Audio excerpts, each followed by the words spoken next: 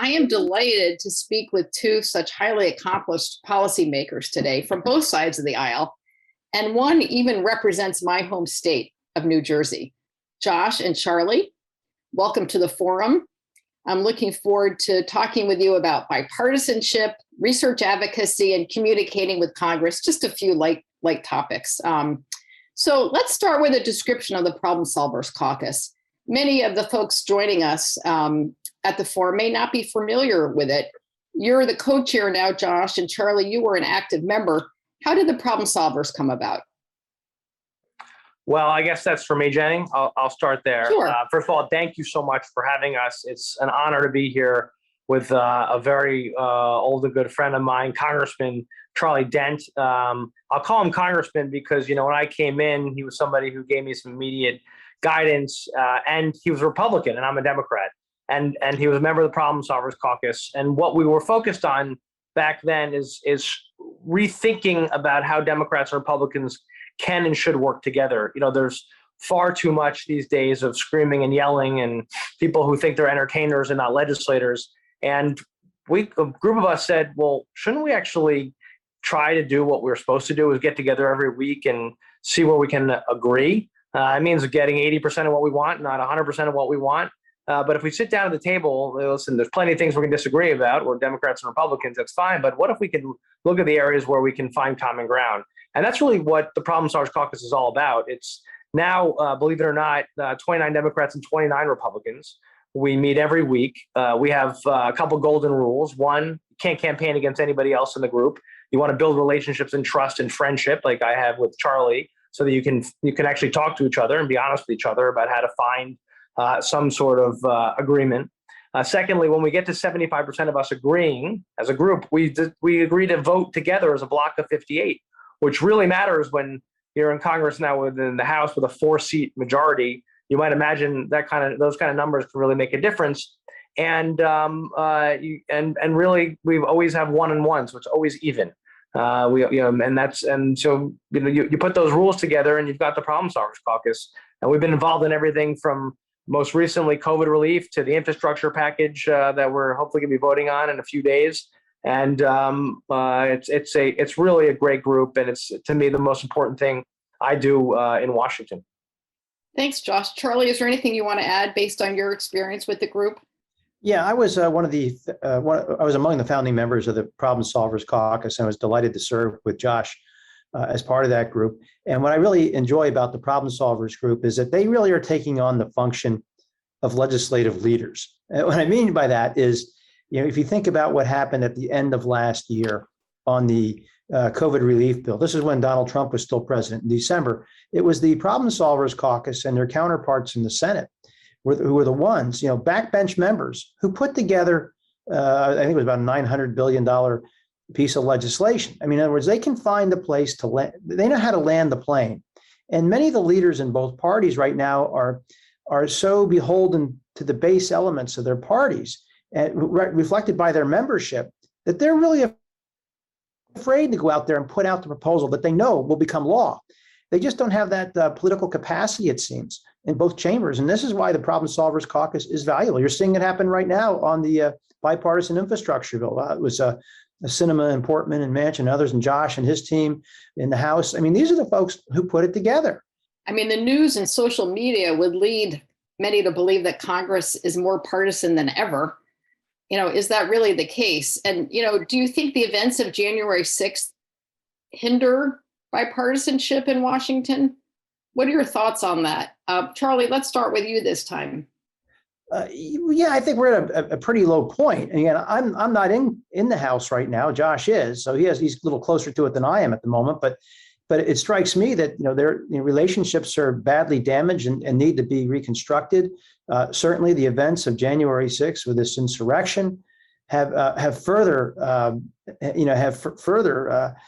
complicated and hardened people's positions. I mean, it's if a Democratic member says, well, that Republican over there, he might have been he was in with these insurrectionists, or he was part of the Stop the Steal movement.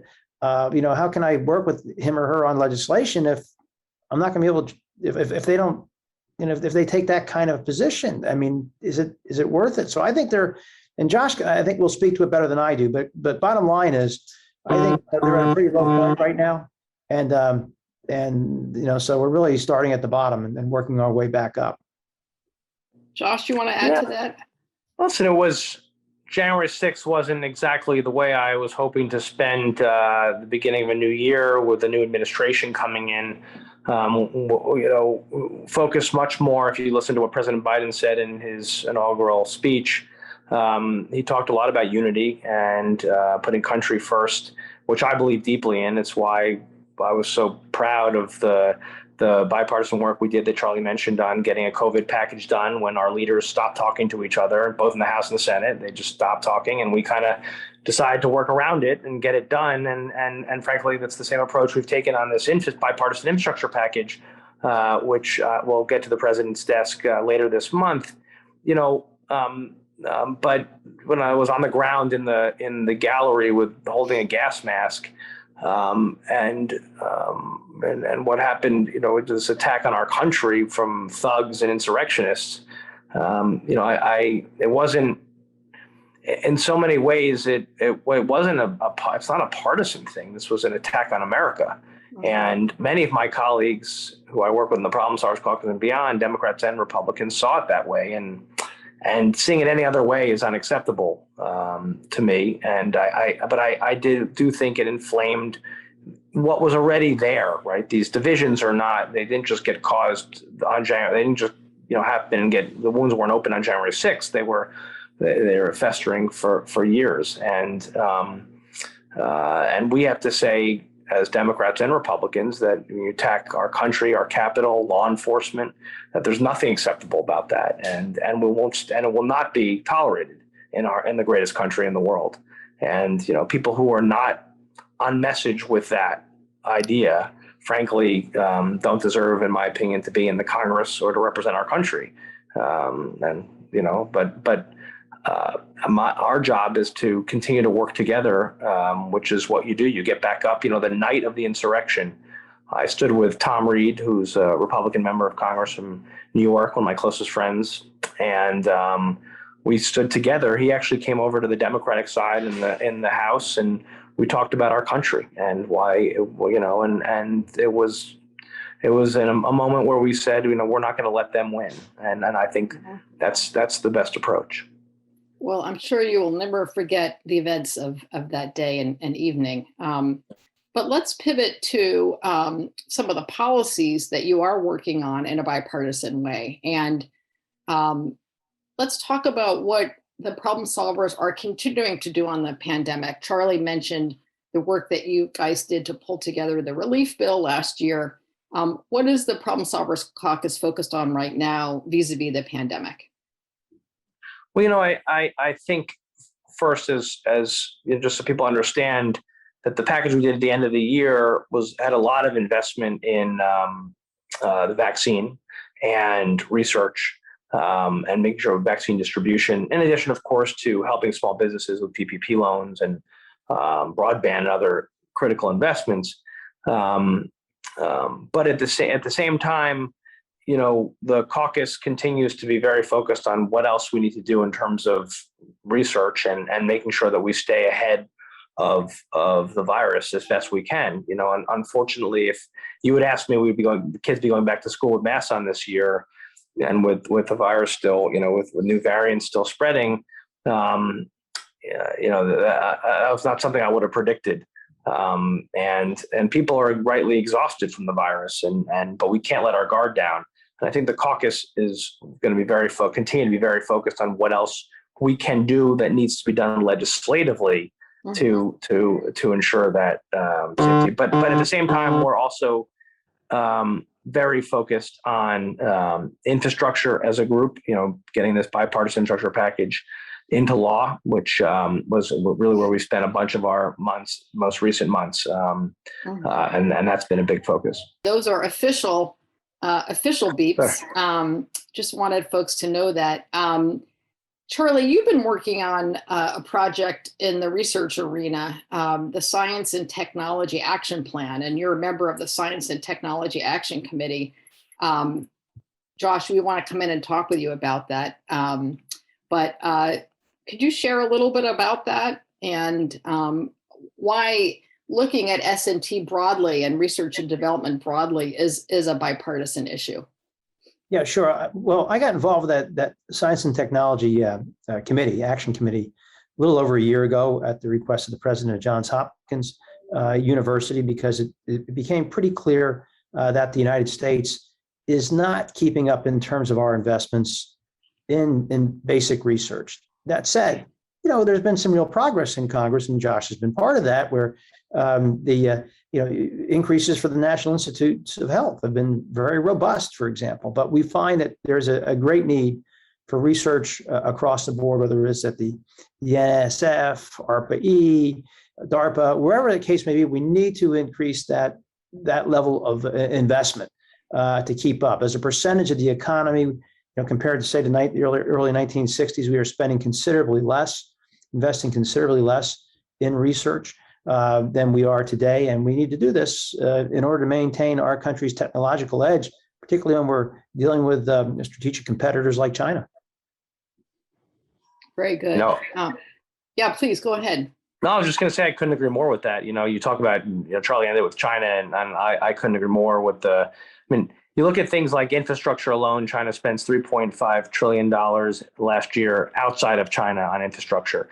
They are pouring huge investment into R&D. They're also, as you know, I used to work in a software company, and they like to rip us off all the time. They steal our IP. It is like many people, I'm very worried about the aggressive action that China is taking on all fronts, and I think we have to watch it carefully.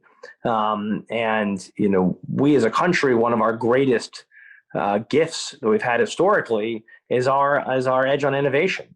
And whether you're talking about life sciences, and I'm very proud of New Jersey for leading the way. And thanks to our life science companies, we were able to get a vaccine in record time. And, our life sciences companies helped save humanity. And I'm very proud of them and proud of the innovation that's done and all the R&D that's done. But we need to, you can't rest on your laurels, right? You have to keep that up. And you have to make sure that your policies encourage R&D and investment, whether that's for a rare disease or whether it's for mRNA to figure out the next vaccine. And so I think, or if it's on, you talk about fighting climate, that's the R&D involved in fighting climate change, and whether it's EVs, electric vehicles, or other forms that are going to really help us fight climate change. We need to be always on the cutting edge. Speaking of the cutting edge, science and technology, research and development seem to be getting more attention from Congress than any time, certainly that I can remember, perhaps even since Sputnik. And part of it is because of competition from China. Part of it is because of COVID. How do we seize on this moment?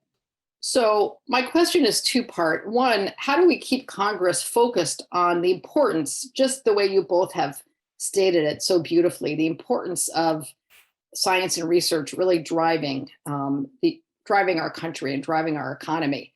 How do we keep these issues front and center? And then what advice do you have to those listening who are scientists and patient advocates, industry R&D folks? How do we best communicate about the importance of science to policymakers? Am I first on this one? Sure. Well, one, science matters, facts matter. So one, we've got to make sure that just the idea of science and facts is not something that we try to debunk. Two, we have to make sure that our policy that we make in Washington or at the state levels actually encourages R&D and encourages businesses to be here and to flourish here, and that we don't inadvertently adopt policies that drive our R&D businesses out of the country. And I think that's really important, especially, and I think about life sciences and other spaces like that, of actually what we saw very early on in COVID, that we had actually exported a lot of our manufacturing, not of the R&D side of it, which we kept here, but actually the production of it. So then suddenly when we needed things like ventilators and masks and other elements, which are all tied to science, we didn't have them here. We didn't, right? So I think we need a whole strategy to make sure, and it's part of why science is front and center. And I'd encourage everybody who who really pushes for this, all the scientists, and to make sure that it's not just that we invest continuously on looking forward here on the next great invention or the next great find or the next great cure, but also that we actually have the capabilities here in our country to produce. God forbid, there's a company in my district that makes the needles and the syringes called Becton Dickinson, and Jenny know it well. And one of the things early on in the COVID pandemic, I realized when I was talking to the CEO that we hadn't ordered and hadn't have enough of the actual syringes that we would need to distribute the vaccine once we get it. And so you have to really think these things through. It's all part of the life sciences cycle. And I would encourage us we have to just be prepared, because I'm hoping this is the last that we see of COVID or a disease like it. But we can't, again, rest on our laurels for a minute. Very well said. Charlie, I'm going to give you the last word here. Yeah, well, the only thing out of time. So last word to you, sir. The only thing I would add to what Josh has said, it seems that the Congress is at a pretty interesting inflection point right now. The U.S. Senate, under the leadership of Todd Young, Republican from Indiana, and Majority Leader Chuck Schumer, recently passed a bipartisan bill that would significantly advance America's research investment in research. So I think there's a great starting point, and for a whole lot of reasons. I mean, we realize obviously in the life sciences what R&D has done and how American leadership in that realm has really delivered us these vaccines, efficacious vaccines in record time. But we have to do more. And as I said earlier, given the threat from China on the technological front, that we recognize that more must be done. And once we get through this infrastructure package, hopefully this might be the kind of issue that the problem solvers might take on.